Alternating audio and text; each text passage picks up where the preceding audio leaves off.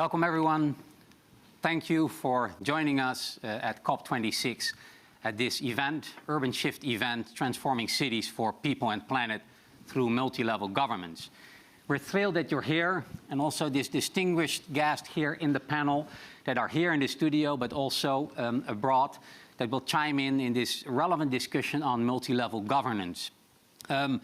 Today we're going to explore how national authorities and local authorities can better work together to achieve climate action. It's a special day today, much going on here in the conference, and we're hoping a fruitful discussion we can take forward with all these panelists from different geographies here.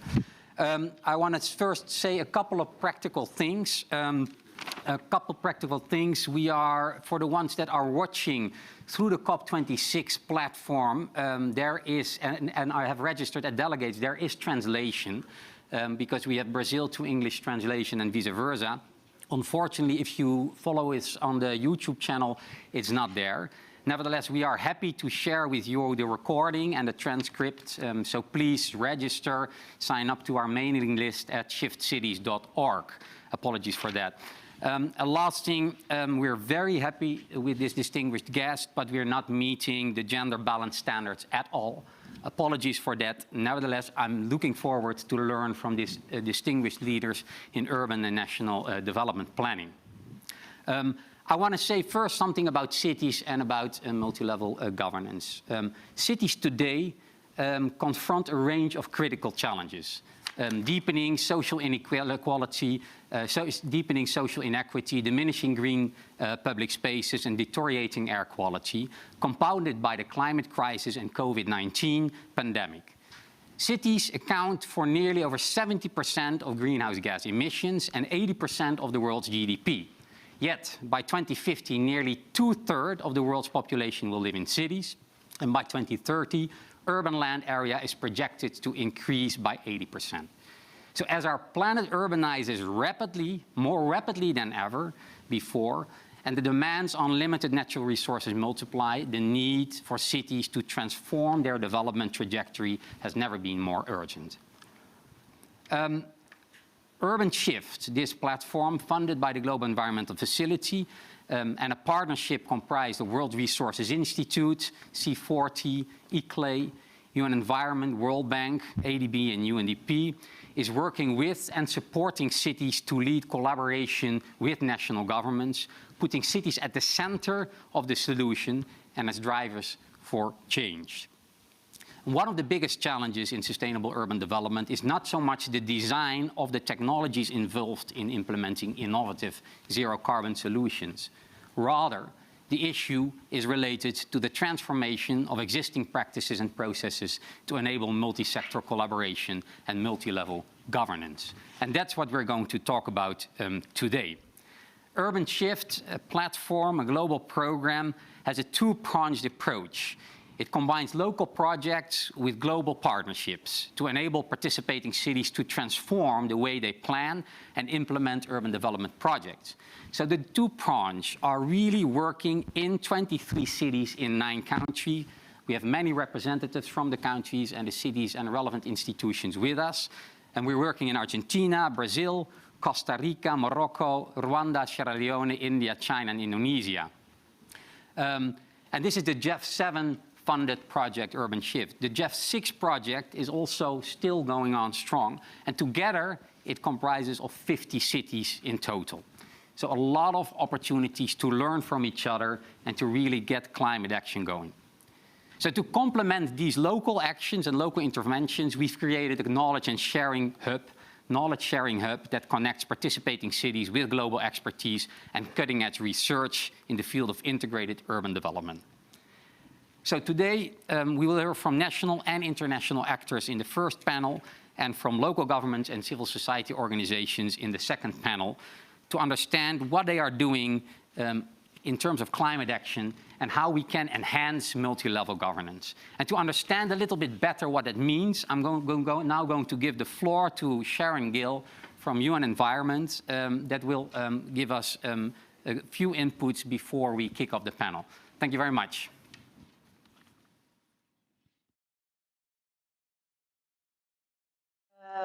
Good morning, good afternoon, or good evening to everyone, depending on where you are in the world. My name is Sharon Gill, and I work for the United Nations Environment Program Cities Unit. Thank you very much for joining us here at COP26. And for those of you on YouTube, thank you as well. I would like to take a bit of time to thank our partners, the government of Brazil and Rwanda, CGEE, for helping us put together this event. It was important for us as UrbanShift, the partners that you, Roger, already introduced, to be present at this COP, sharing what the program can do to help countries and cities to make good on climate objectives, and particularly the urgency to act to stay within the 1.5-degree warming limitations of the Paris Agreement, but also to bring a strong message to COP26 and its state actors how important city action is to achieve the necessary acceleration of climate action over the next decade. We need to have our emissions over the next 8 years if we want to avoid dangerous tipping points. And for that, we need all hands on deck. We are seeing great leadership and a strong vision for carbon neutrality by 2050. And this vision will need to be broken down into milestones and actions, starting right now by all levels of government. We all know that cities are at the front line of this climate emergency and have a crucial role to play if we are to achieve the goals of the Paris Agreement. I come from the Philippines and understand firsthand the radical change that climate change brings. In 1990, my hometown, the second largest in my country, incurred over $400 million in damage over Typhoon Rupin, which had a wind speed of over 200 kilometers per hour. As the impact of that on me personally was I learned how to live without electricity and running water for a month. That was rare then. Now, that same wind intensity and increased rainfall plague cities in my country annually. By 2050, over 570 low-lying coastal cities will face projected sea level rise by at least 0.5 meters. This puts over 800 million people at risk from impacts of rising seas. For someone like me, that means the loss of my home, the loss of culture. But I am optimistic that we can overcome the challenge of climate change and that cities are key to this. Cities are centers of innovation and transformation. Some of the biggest crises have brought to fore our biggest advances. Cities are also closest to people. City leaders are the ones that are engaging in decision-making and helping bring about change in consumption and development patterns. This gives cities a formidable role that many mayors and local leaders have embraced, and this is increasingly recognized. But often, the expectations that we put on our cities are not commensurate with the means provided. At UNEP, we believe that cities cannot do this alone, and that this forum would be a venue to discuss this, to discuss the way that multi-level action can, and horizontal integration can be the core of climate action. We try, as in UNEP, to work on navigating the lines, bringing in partners, bringing together people in order to bring forward solutions. And this is what UrbanShift is about, and we are really proud to be part of this collaboration. Providing international support via capacity building and institutional strengthening, peer-to-peer exchange, and unlocking access to finance. This is an innovative program that combines action at the local level with dialogues at national level. UrbanShift's advocacy will also highlight the importance of multi-level governance and provide space for cities to contribute to international processes, including with events such as today. But without further ado, I now turn to the examples of multi-level governance from Brazil, Rwanda, and India, which is part of the amazing agenda ahead of us. Thank you very much, and we look forward to this fruitful exchange today. Thank you very much, Sharon, for these words. And once more, thank you, Brazil, Rwanda, and GCEE for co-hosting and organizing this session today. We're starting with the first panel where we look at national governments and international organizations, how they are supporting local climate action. And I'm happy to introduce the panel. Marcelo Morales, Brazilian Ministry of Science, Technology and Innovation. Welcome very much. Faustin Munyazikwiye, Deputy Director General of the Rwanda Environment Management Authority and UNEP CCC National Focal Point. Very much welcome. And Alok Barnwal, who is on the other side, calling in from Washington, D.C., Senior Climate Change Specialist of the Global Environmental Facility, Secretariat. Thank you very much for being here. And let's start with Marcelo Morales from MCTI.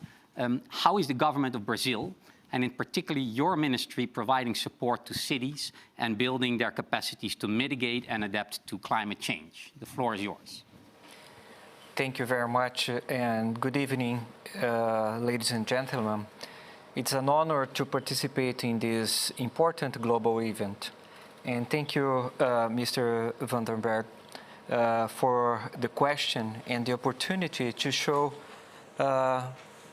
what the Ministry of Science, Technology and Innovation from Brazil is using the best science involved in climate actions. So, as you know, urbanization presents a unique set of challenges to global environmental sustainability. In a world of 7.5 billion people, over 4 billion reside in urban areas. Despite occupying only 3% of the Earth's land surface, cities consume over 2/3 of global energy supply and are associated with over 70% of global carbon emission. In Brazil, this reality is no different. It is a mega-diverse and primarily urban country with more than 85% of its population living in the cities. The impact of urbanization on Brazil's greenhouse gas, the GHG emission is clear. Emissions from the transport subsector and the waste sector, both closely linked to urban activities, account 25% of total national emissions. Therefore, by focusing on key urban sectors such as transport, buildings, and the soil waste, it is possible to make a significant progress toward reducing GHG emissions, advancing toward sustainable urban development, and contributing to global mitigation outcomes. The Ministry of Science, Technology and Innovation from Brazil plays a central role in building cities' capacity to mitigate and adapt to climate change. For instance, we coordinate at the national level the GEF project integrating planning and technology for sustainable cities that we call City Nova.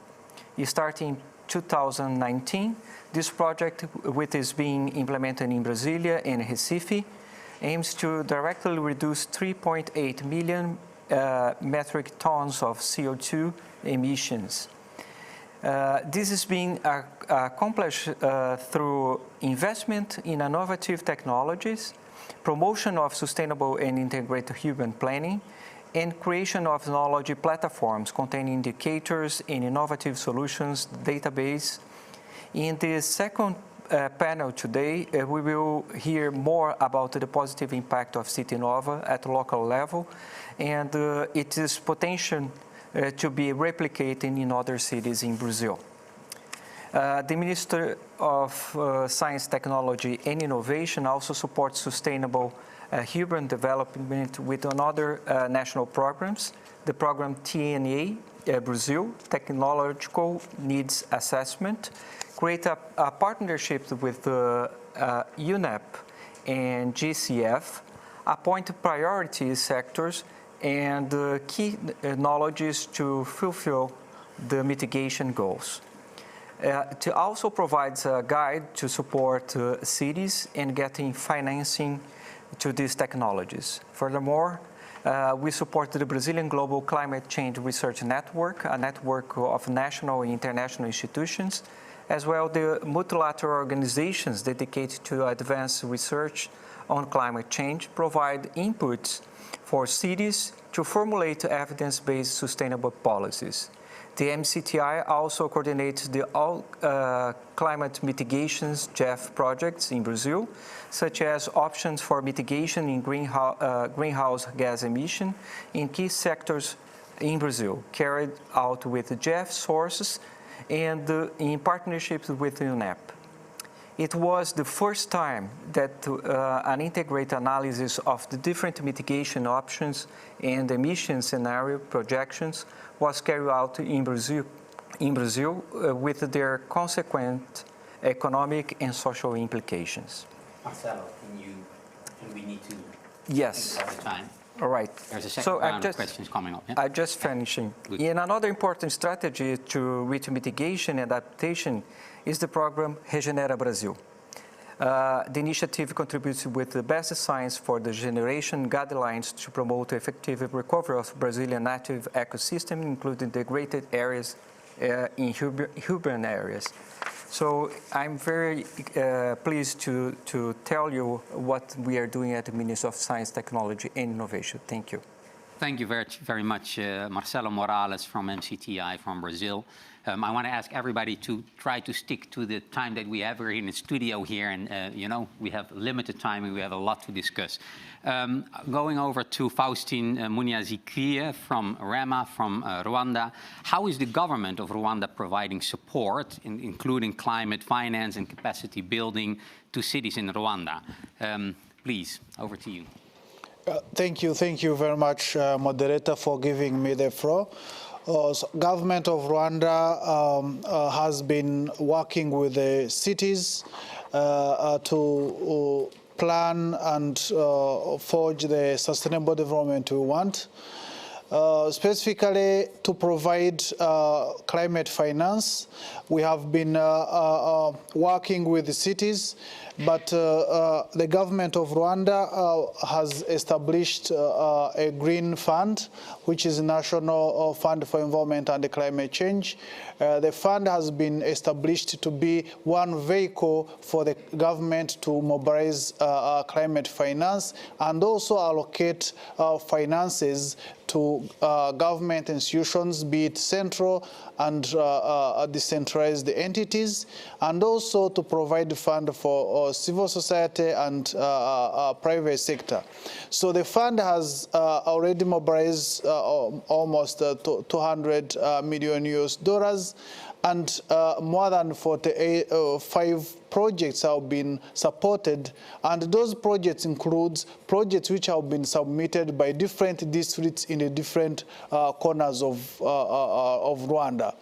One of the key projects which have been supported by the Green Fund for Rwanda, it is a project of rehabilitating a wetland which has been degraded in the city. We created an ecotourism park which is called Nyandungu, and that ecotourism park, which is equivalent to more than $5 million, has transformed the city in a sustainable way, so that it can help to reduce floods in the city and other ecosystem functions. On top of that, there is another big initiatives together with the GEF funding. Rwanda is one of the countries which benefited from GEF Sustainable Cities support through GEF 7, and we developed a project called Rwanda Urban Development Project, which is also aimed to rehabilitate one of the biggest wetland, which is called Gikondo wetland. It has been degraded since 1960s, where we had the first biggest industrial area. So the government of Rwanda, together with the city of Kigali, they took a decision of removing and relocating all of those industries and rehabilitate the wetland.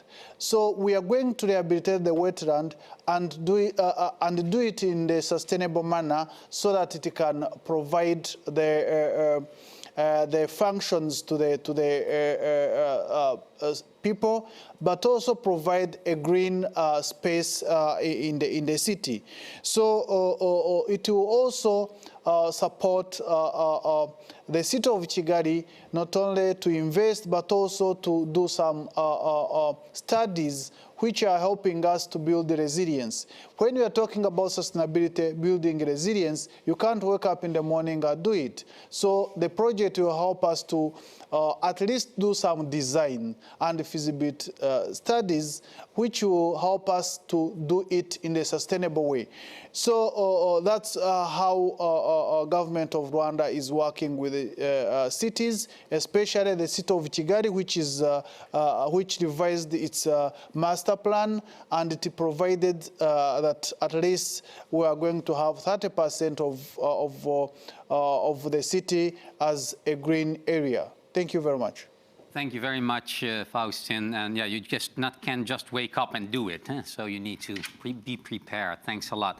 I'll look over to you. I'll look Barnwell from the Jeff on the other side, not with us here, but in DC. Question for you, welcome. What led the Jeff to set up a dedicated Sustainable Cities Impact Program? And what are some of the specificities? Over to you, Alok. Yes, thank you, Roger. Just to confirm, can you hear me well? Yes, perfect. All right, great. Thanks and greetings from the Jeff Secretariat from Washington, D.C. Unfortunate I'm not be there. And thanks to all the participants and incredible partners like WRI, UNEP, and others for organizing this event. So yeah, so I work at the Jeff Secretariat, and it's an honor for me to work with such incredible partners, cities, national governments on this important program on sustainable cities. Mechanism for UNFCCC and other global environmental conventions to achieve benefits related to climate change, biodiversity, and many other environmental benefits. So yeah, coming to your question on what led the Jeff to start the cities program. It actually started in the Jeff's sixth replenishment phase when the Secretariat took a radical shift and experimented to adopt a systems-based approach by targeting key economic systems to deliver large-scale environmental benefits. So this was a traditional shift from sectoral approach of working in particular sectors like energy, environment, transport, to working with some of the economic systems which are the key drivers of environmental degradation. And obviously, urban system or cities was an obvious choice for us. And we launched the Sustainable Cities Pilot Program in 2017. And why it was a choice, Roger and Sharon, elaborated it really well. I'll just add that, in addition to climate, cities, are not only driving 70% of global greenhouse gas emissions, but also the urban sprawl, which is happening, particularly in developing world, is leading to huge loss of biodiversity and the carrying capacity of nature, which is making cities highly vulnerable to climate impacts of flooding, droughts, and heat waves. So it is clear that if we don't work with cities as entities, as a specific space, we can't really achieve the 2030 climate goals as well as the 2050 net zero goals. So it was a very clear, argument, and then based on this, we started the pilot, and in the Jeff 7 phase, which we just launched and we are discussing today, we named the program as UrbanShift, which aim to shift the way cities are planned, and we aim to transform the urban development process towards achieving global environmental benefits. So so that's one of the main reasons we are now working with 50 impressive, highly motivated cities, national governments, and partners. And we have a global platform and knowledge hub, which is helping cities to strengthen collaboration between them, as well as exchange experience. And we're trying to bring in investors, financial institutions, and the private sector to co-create solutions which can support urban transformation. On specificity, like, what exactly makes our program unique is the integrated approach that we take. And just to summarize, the integration approach that we take is primarily across four perspectives. One is the vertical integration, which is across multi-level governance, which we are discussing today. Horizontal integration, which is between different sectors working together to achieve common goals. Integrating socially, making sure that environmental and sustainability benefits are equitable and for all. And integrating nature in the cities, bringing nature into cities. So these are the four fundamental aspects. And the vertical integration is something that, as Roger initially you said, is quite fundamental, because the way cities are governed, the way urban development happens in most of the developing countries, there needs to be a stronger coordination between national, state, and city level governments. And this is one area where we are working across all the specific country projects, city projects, as well as through the global project, to make sure that this is functional. We have seen the benefits of this integrated approach in how cities were able to tackle the pandemic, and I think this is a cue that if cities work closely and with the national government, they can tackle climate crisis as well as other nature crisis. So it's great, and I'm glad that we have leaders from different countries and cities in the panel today. Particularly from Rwanda, Brazil, and India. Great to see Honorable Minister Aaditya in the panel today. And I'll be really keen to hear more on how the integration is happening and strengthened operationally in cities and in countries for achieving climate and environmental goals. So thank you, Roger. Back to you. Thank you very much, Alok, and very much appreciated. I can say, I think, on behalf of everyone here, what the GEF is doing in this space, and the front runner's role and innovative role, really unlocking all these opportunities within this distinguished, within the counties and cities of this distinguished guest. We go to a second round with the same panel. Please keep your responses brief. Everybody has too much to say. It's very much appreciated, but we don't have all the time. So a quick round of 2-minute responses. First, over to you, Marcelo Morales from MCTI. Brazil was involved in the GEF7, the first round too, and now in the second round of GEF7 Cities program. So what have you learned? Can you shed some light on the lessons that you've learned in the first phase that you will apply in the second phase? Yes, sure. Thank you for this opportunity to explain more about the implementation of GEF6 and GEF7. City Nova projects in Brazil. That is starting in 2022. City Nova 2 builds directly upon GEF6 projects, which is currently under execution. It has been designed to build upon the project's experience, good practice, and lessons learned. The fact that the MCTI coordinates both projects is very relevant, since it facilitates coherence and incorporation of lessons learned from GEF6 and into we are going to incorporate in GEF7 projects. GEF7 aims to address the main barriers that either prevent or hinder the adoption of integrated low-emission urban planning by Brazilian cities. First, the focus will move from cities to metropolitan areas. We learned that the achievement of sustainable human development in Brazil is contingent upon metropolitan areas successfully undertaking integrated urban planning. The project is in the way, complements the GEF6 projects with focus on supporting cities. And furthermore, City Nova geographical areas will be enlarged to include regions with different potential and vulnerabilities. For instance, the metropolitan areas of Belém in Amazon region, Teresina in northeast, and Florianopolis in the south.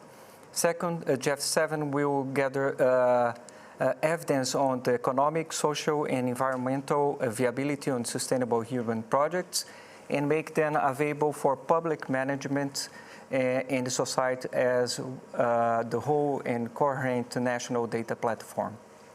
Third, GEF7 will strengthen and mobilize financial instruments for sustainable urban development operated by the national finance institutions.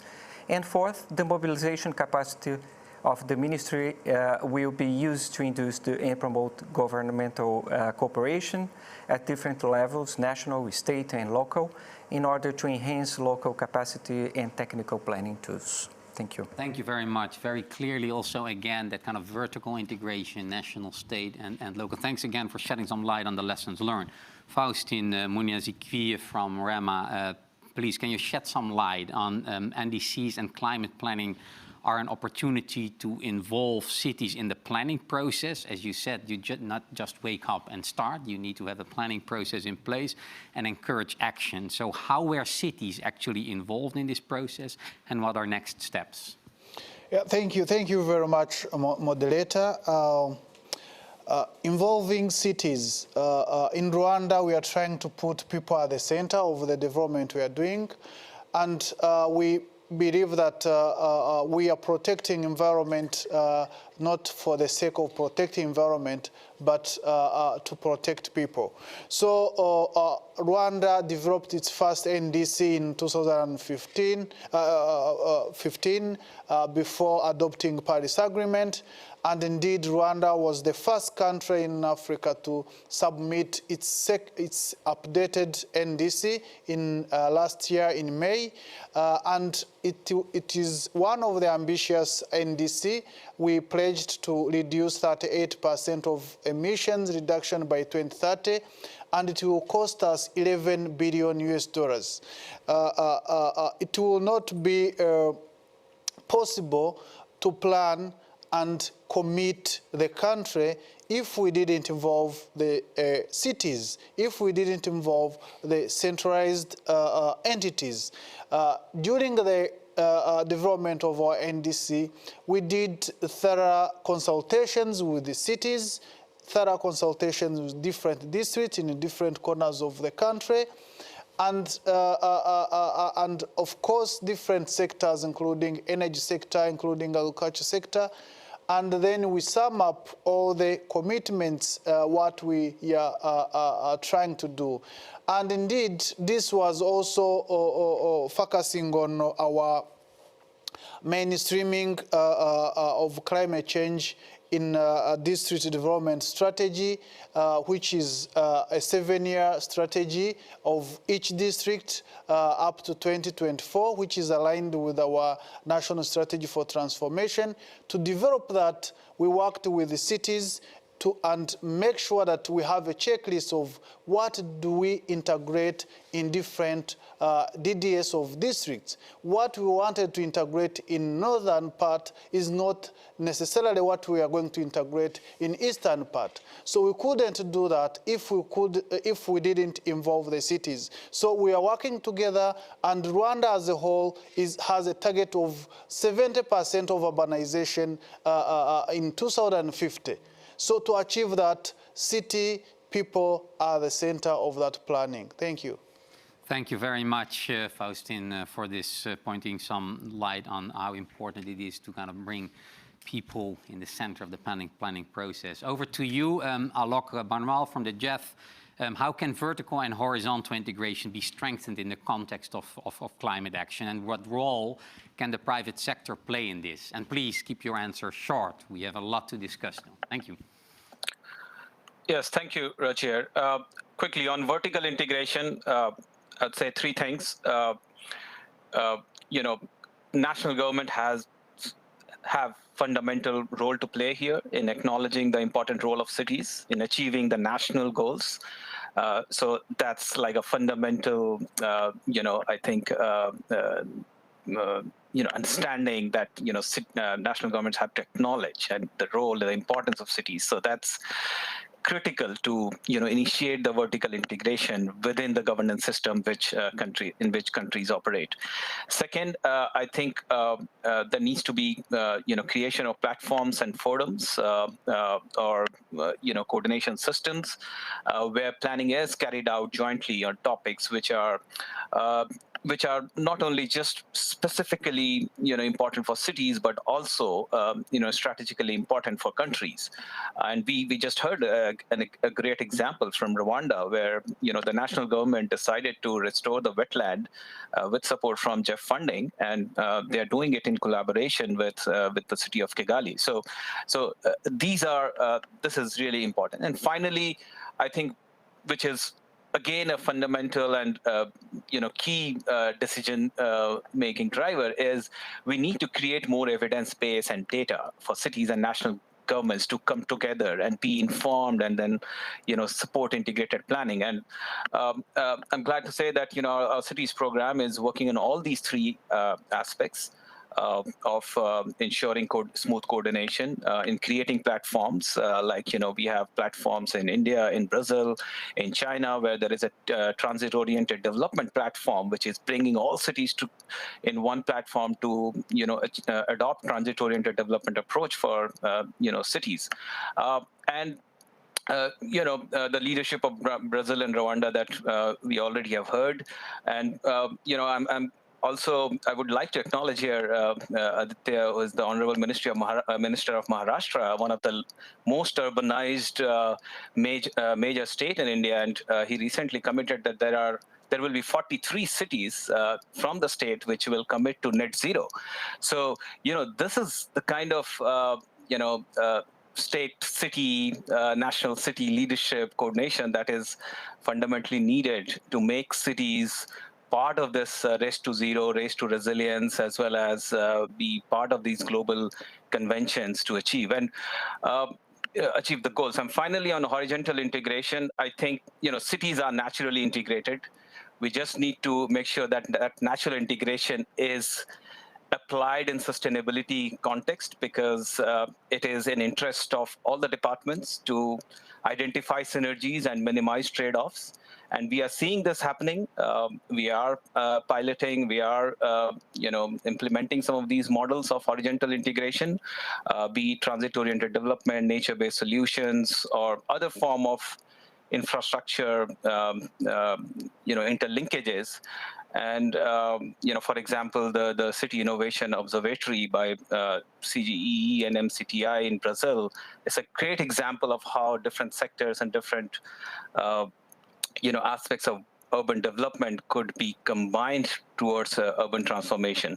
So lots of examples exist, lots of prototypes exist. We don't have to innovate something very new. We just have to facilitate exchange of ideas and experience, which is happening today. And I'm really excited and looking forward to hearing more on these examples of horizontal and vertical integration. Thank you very much. Thank you very much, Alok. And thank you very much for this first round of the distinguished panel.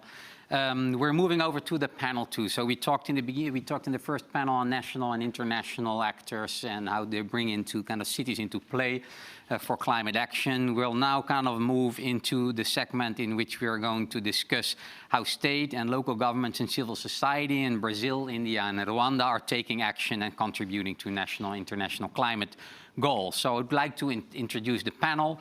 Unfortunately, Mayor of Recife, João Campos, is unfortunately not here with us. He had to leave due to a last-minute travel arrangement, so he can't join. But we have 4 great speakers. First, on my left, Ladislas Ngenda-Himana, Secretary General of the Rwanda Association of Local Government Authorities, RALGA. We have Minister of Tourism and Environment of the government of Maharashtra in India, Aaditya Thackeray. Welcome very much. And we have Cerney, Filio, all the way to the left, the Environment Secretary, Federal District Government of Brasilia. Welcome very much. And then we have, on the other side, we have Marcelo, Center of Management and Strategic Studies, CGEE of Brazil. Connected with us virtually. Let's kick off with the first question to Ladislas Ngenda-Himana, Secretary General of the Rwanda Association of Local Government Authorities. How can local governments take the lead in setting and implementing ambitious climate goals at their level? And what challenges do they encounter, and what can be done at national and international level to support them? The floor is yours. Please keep it within the 5 minutes. Thank you, Mr. Roger, for this good question. But also, I thank those who invited us to be part of this panel, which is very important for providing feedback and advocacy for our members. In Rwanda, and I think this is across several countries, in Rwanda we have particularly the decentralization policy, which defines clearly the responsibilities of the central government and the local government. The central government has mainly 4 responsibilities, including policy formulation, resources mobilization, capacity building, and monitoring and evaluation. On the other hand, local governments who constitute the membership of our association, RALGA, have the responsibility to implement the government programs. And this has an impact and at the same time a challenge, because the local government is about people and it is about development.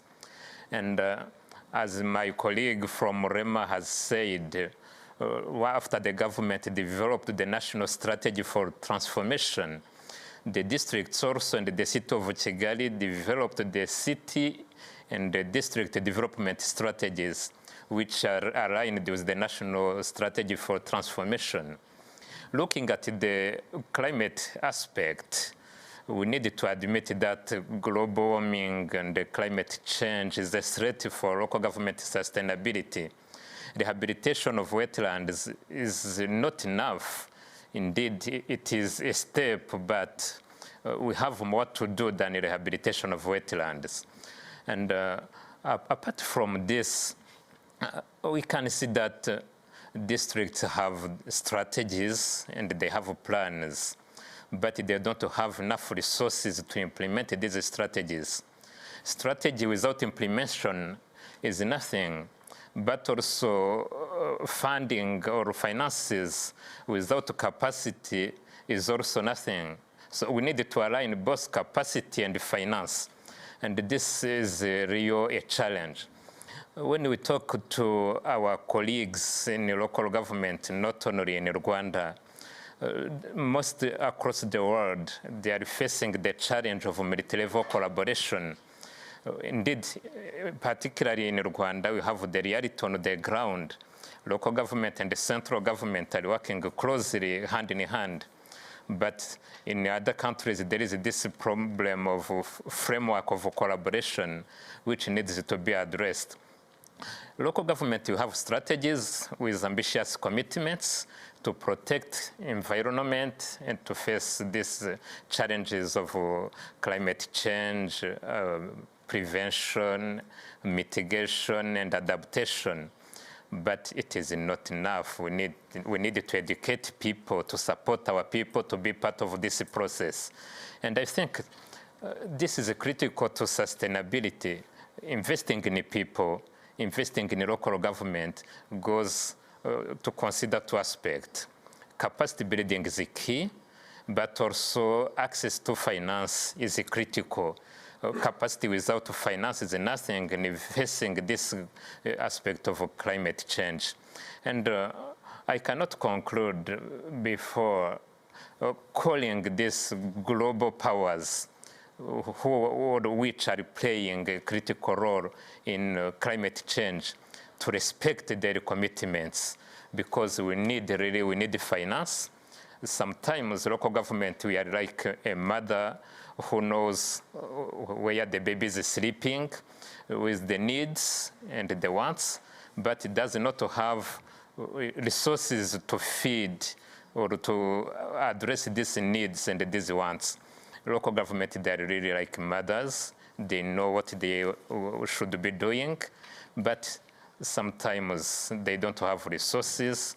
And also in some instances, they are not supported enough to achieve what they should be achieving. Thank you very much. Thank you very much, Ladislas, for this very clear message. Stick to what has been promised, and a lot to do. Let's go to our next speaker, the Minister of Tourism and Environment, the government of Maharashtra, Aaditya Thackeray. Can I ask you, what goals has the government of Maharashtra set up to tackle climate change at its levels, and how are you working with other levels of government, city and national level, to achieve those goals? Right, so we've got 5 minutes on that, right? And I'm Yeah, going to tell you, and I'm going to tell you what we've been doing in the last 1.5 years. Primarily because if you see just last 1 year of COVID and the disasters we've faced, we've almost had to give out compensations to the tune of $2 billion in our state for the crisis we faced from climate events, be it hailstorms, unseasonal rainfalls, extended rainfall, heavy rainfall, cloudbursts, famines, all of it together. What we saw over the last decade is something which is quite unpredictable. We've always felt that there was a pattern in terms of a drought for the first 5 years, and the next 5 years in the very same place, we've seen floods.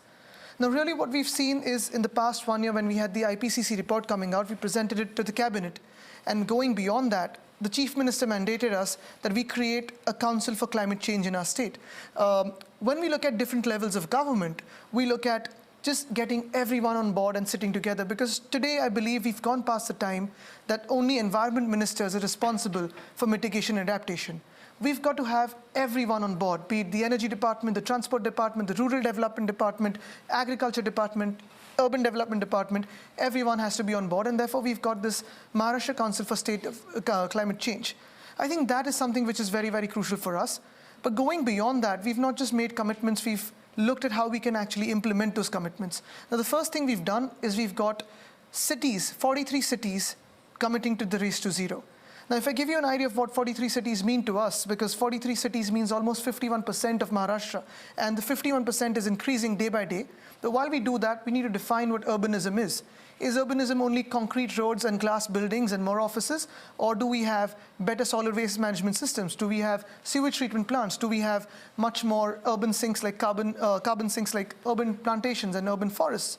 Now, 43 cities in Maharashtra means 65 million people committing to the race to zero. To bring all of this together, we had this flagship event last year, and this is going to continue, called Maji Vasundhara. Now, Maji Vasundhara means my planet. And if I give you a snapshot of what Maji Vasundhara has, it's got 686 urban and rural local bodies participating in Maji Vasundhara. We've got 2.2 million trees planted in this flagship event. We've got almost 127,000 tons of compost generated. We've got 5,774 rainwater percolation pits created. Now, Maji Vasundhara really focuses on the 5 elements of nature. But going beyond that, we've actually focused on forest and environment together. 10 conservation reserves, 2 sanctuaries, 9,800 hectares of wetlands protected, mangroves protected in the past 1 year, and we've gone past 11,000 hectares today. Now, for those who've been to the city of Mumbai, you must be knowing how hustling and bustling that metropolis is. But we've got 808 acres of forest land protected in that. And the most ambitious part of this is decarbonizing our energy and transport sector. Now, while we decarbonize the energy sector, as the Prime Minister Narendra Modi ji has already put, of our ambitious plan of 50% of our energy requirements being met in the next 10 years, the transport sector, Mumbai's transport sector, has a crucial part of public transport, which is the BEST buses. By 2023, we've committed and we've actioned that we would have 50% of our public transport in the city of Mumbai going electric, and by 2027, we would be hitting 100% of our public transport system in the city of Mumbai being electric. Now, these are some of the things, and while we focus on urban and rural bodies, we are giving it all support possible in terms of technology, innovation, finance, ideation, and think tanks through our state government. I think that really is the focus. So we focus on our state government along with cities and rural bodies. That's the whole idea. Thank you very much. Impressive also in the numbers, and impressive what you get done. Talking about electrification, talking about forestry, talking about nature, talking about the role of cities, and impressive also the 43 cities that kind of signed up to the Race to Zero, as has been mentioned before. Thank you very much for your intervention. I want to move to our next panelist, to José Cerney Filio, Environment Secretary of the Federal District Government of Brasilia. Welcome. What are the objectives of Brasilia in terms of climate mitigation and adaptation? And what collaboration mechanisms are in place to work with other levels of government, as well the state and the national government? The floor is yours. Obrigado pela pergunta. Elaboramos 3 ferramentas principais para a gestão do clima no Distrito Federal: o inventário de emissões de gases do efeito estufa, o plano de mitigação e o plano de adaptação. O inventário estimou as emissões antrópicas anuais por fontes e remoções por sumidouros, aplicando a melhor ciência disponível, orientada pelas diretrizes do IPCC 2006 e da UNFCCC. A partir deste inventário, formulamos a contribuição distrital determinada, DDC, que se comprometeu voluntariamente com 23 ações prioritárias frente ao Protocolo de Quioto e ao Acordo de Paris para orientar o desenvolvimento do Distrito Federal nesta década. As metas estabelecidas visam a redução das emissões de gases do efeito estufa em 20% até 2025 e 37,4% até 2030. Efetivamente, a redução de emissões alcançada por ações de mitigação em 2030 será superior a 4,8 milhões de toneladas de CO2 equivalente, o que representa, por habitante, uma diminuição de 51% nas emissões per capita. Aqui é importante ressaltar que o Brasil já tem uma meta de redução das emissões de gases do efeito estufa. Portanto, essas emissões do Brasil, elas se dão basicamente através do desflorestamento, através do uso da terra e do desmatamento. Portanto, a contribuição do Distrito Federal, que é a capital do Brasil, ela se transforma num momento a mais, uma ambição a mais do que as ambições do Brasil. Portanto, muito importante para esse momento que vivemos. O plano de adaptação para reduzir as vulnerabilidades locais e os efeitos adversos das alterações climáticas tem como foco principal os eventos climáticos extremos relativos aos recursos hídricos e à temperatura. Para isso, nossa base é o mapeamento de áreas vulneráveis, bacias hidrográficas e regiões administrativas do Distrito Federal. Quanto a inundações causadas por fortes chuvas, modelo de elevação dos terrenos, delimitação de subbacias hidrográficas, classificação do uso do solo, monitoramento de superfícies permeáveis e impermeáveis, precipitação, localização das estações meteorológicas e localização de estudos de vazão de rios e reservatórios, além da contraverificação de situações da projeção para 2030, de captação, consumo e perdas urbanas. A partir desse mapeamento, previmos ações como expandir o sistema de acordos de alocação negociados e estender o monitoramento para o conjunto das bacias hidrográficas distritais e também para as áreas urbanas. Implementar uma operação de gestão integrada da paisagem, que identifica áreas de florestas ou vegetação nativa para ajudar no escoamento das chuvas, criando assim uma barreira natural para evitar inundações aceleradas e transporte de sedimentos. monitorar as áreas de recarga de lençóis freáticos por tipo de uso, nível de intensidade e número de licenças de uso emitidas, vazão, produção e estado de conservação da vegetação nativa ou que permitam a manutenção de mananciais.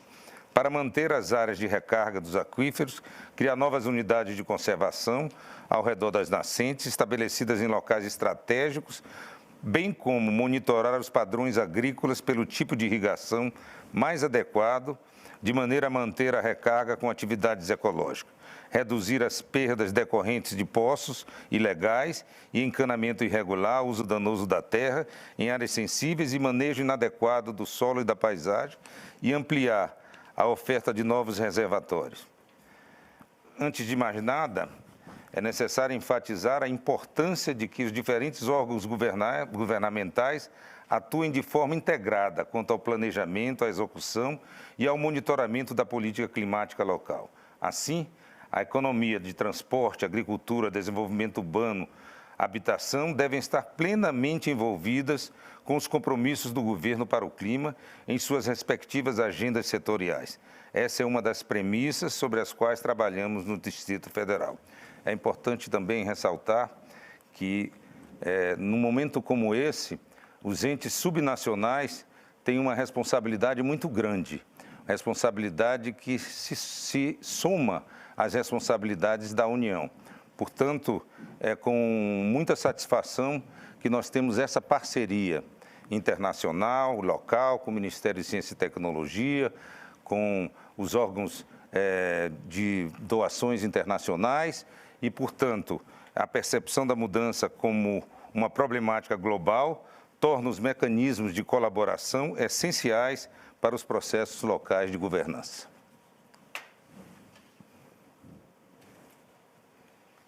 Thank you very much. Thank you very much. Sorry, there was an interpreter that was actually need a little bit more time than you. Thank you very much for your statement.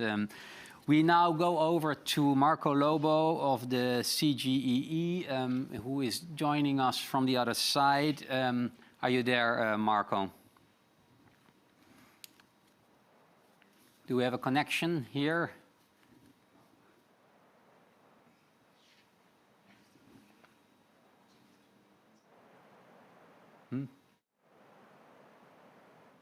Unmute. Marco Lobo, you need to unmute. Marco, you need to unmute. Do you hear me now? Yeah. Okay. Okay. Yeah. Sorry, because the problem with the button. Sorry. Marco, wait a second. Marco. Do we have him? Yeah, I'm here.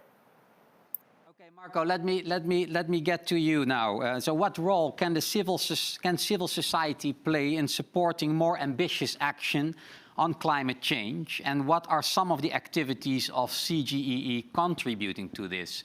And please keep your remarks within the 5-minute response. Over to you. Okay. You have some slides. Thank you. You hear me? Yeah, perfectly well. Okay. I will answer your question with my presentation. I share. Is okay? Yeah. We see your presentation. Oh, and here, okay. Thank you very much. I'm coordinating in the CGEE, and now I present you our institute. Well, we oversee by the Minister of Science, Technology, and Innovation. And the next, please. Next, thank you so much. No-profit organization. We have 20 years. And last September, make this and created in 2001. We located in Brasilia, in the capital of Brazil. We have 18 employees. And the next place, we have core activities, prospective studies, and strategic evaluations, articulations in STI, support and strategic planning in STI, information knowledge management, and institutional management. Well, the next, please. I don't see the board, but I have the administration board composed by representatives from the following entities. For example, the National Industry Confederation. The next page, please. We need the fast. We have 4 observatories in the CGE. The first is my in Sustainable Cities Innovation Observatory. You have another Bioeconomy Opportunities and Challenge Observatory, and a Space Technology Observatory, and the Science, Technology, and Innovation Observatories. Now, the next, please. We invite to know the website, cge.org.br.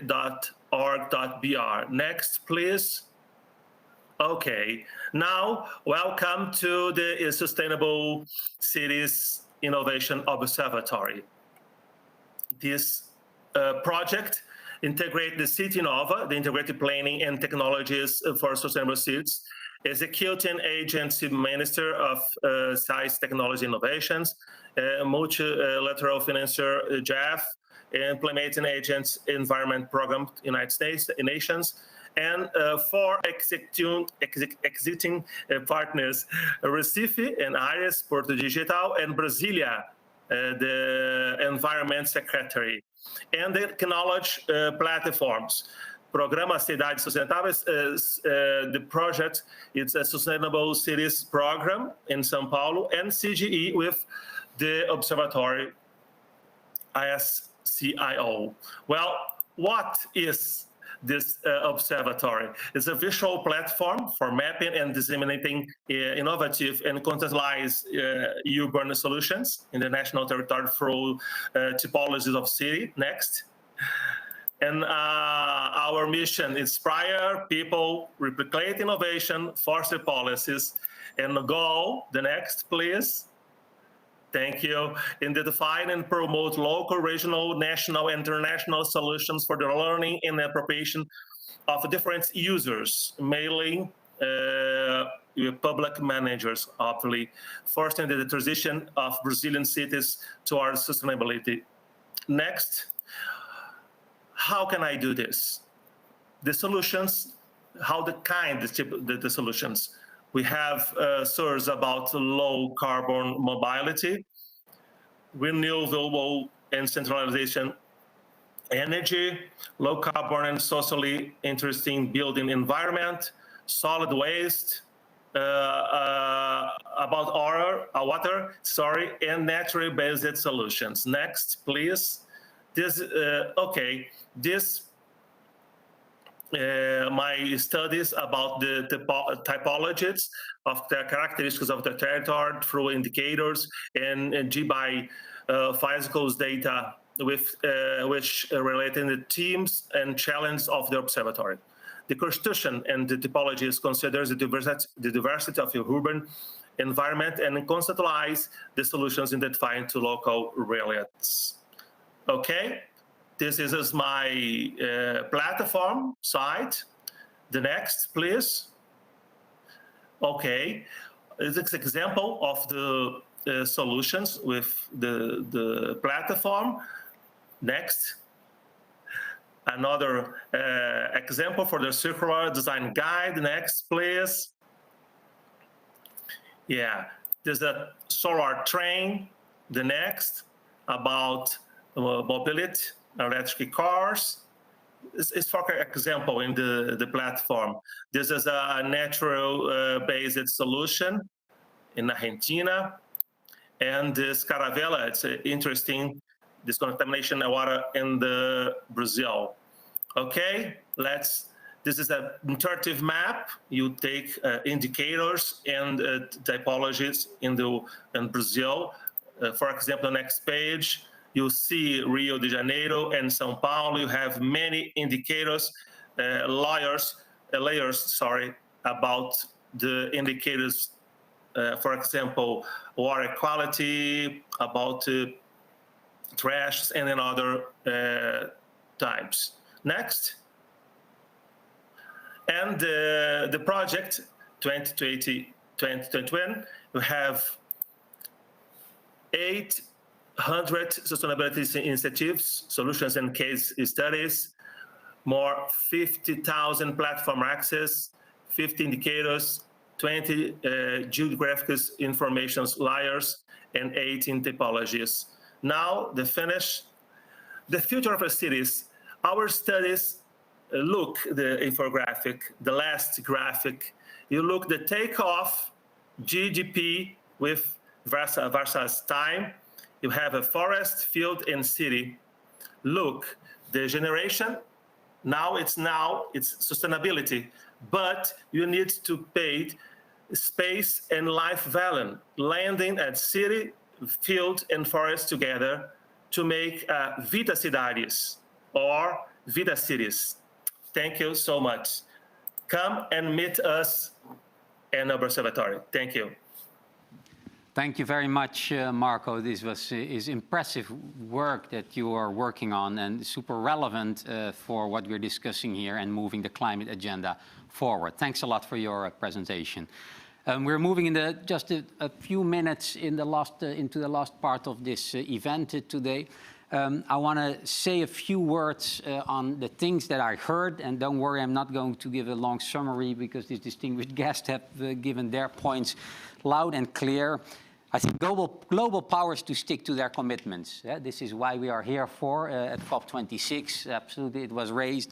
But I think what we've seen, the immense energy that is being unlocked by the current platform, by the Jeff's incentive through this big opportunity in the UrbanShift platform, but also the absolute complexity of bringing the different levels of government into play and into action, while at the same time looking at that kind of integrated approach.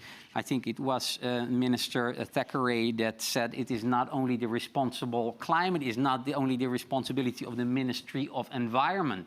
And I think that's really hits the nail on the head, because we heard transport, we heard nature, we heard biodiversity, we heard community action, district level planning, so much kind of different aspects of working in cities are relevant to mitigate and to adapt to climate change. I think that's mentioned many times, that combination of mitigation and adaptation. And it's very strong, embedded in the approaches that you take in the counties and in the cities, and very strongly embedded in the way that UrbanShift acts and operates as a platform. Thank you for all your inputs. We are not yet there. We have a few days to go here at COP26. Negotiations going on. NDCs are more relevant than ever. Cities in NDCs are more relevant than ever. We learned 70% GHG comes from cities, 80% GDP is earned in cities. So fix it in cities, and that requires that close collaboration between the different levels of authorities. That's what we're talking about today. I want to say a few things on what we see happening within the platform, within UrbanShift coming up. We will have national dialogues to enhance the multi-level governance in the different countries. We will have city academies with urban labs, with the finance academies, in order to support each of the projects in the countries with that kind of global support program and the opportunity to learn from each other through the platform. We continue the global advocacy and the peer-to-peer learning opportunities. And last but not least, very important, mentioned a few times in the panel already, the importance of kind of private sector engagement to really make these investments happen that are so direly needed to not only talk about climate action, but to invest in it. We are moving to the next opportunity to meet with us in the next webinar is featuring India's Climate Smart Cities Assessment Framework that will take place on November 24 from 10 to 11 CET. And for everyone online and here in the room and the panel, for everyone that wants to follow us, have a look at the screen. Please sign up for our newsletter at shiftcities.org. You can follow us, you can be part of it. The part of the platform is to grow it with the partners and with you. My name is Rogier van den Berg from World Resources Institute. I want to thank you for joining us. I want to thank the panelists, and I want to thank Rwanda, Brazil, and CGEE to organizing this with us. And I want to thank also India to be here with us. We have a broad learning here at the table. Thank you very much, and hope to see you with UrbanShift somewhere else in the world. Goodbye.